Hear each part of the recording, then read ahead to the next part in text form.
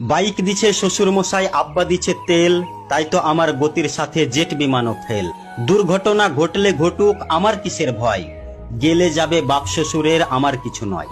চল রে আমার মোটর গাড়ি, জোরসে মারো টান, কে কি বলে শুনবো না আজ, ধরছি চেপে কান। আহা হা কি মনোরম গায়ের বাঁকা রাস্তা, 600 কিলো ঘুরে এসে করবো রে আজ নাস্তা। এমন গতি তুলবো রে আজ, আমার গতি দেখে থমকে যাবে পথের পথিক পন্থ চলা রেখে। গতির চোটে কাঁপছে মানুষ, উড়ছে পথের ধুলো, চমকে ওঠে পথের ধারের বান্ধা ছাগলগুলো। গতি আরো বাড়িয়ে দিলাম, পথটা পেয়ে সরু, হঠাৎ দেখি সামনে আমার বিশাল বড় গরু।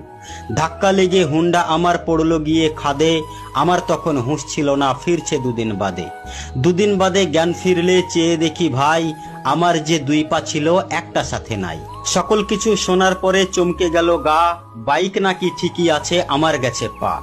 আমার শখের বাইকে এখন অন্য মানুষ চড়ে, পা হারিয়ে কান্দি আমি বন্দি হয়ে ঘরে। ঘরে বসে ভাবি যদি পাটা পেতাম ফিরে, তিড়িং বিড়িং ছেড়ে আমি বাইক চালাতাম ধীরে। মনেরে বলি মন, যদি তুই বুঝতি দুদিন আগে, তবে কি তোর পা হারিয়ে পঙ্গু হওয়া লাগে।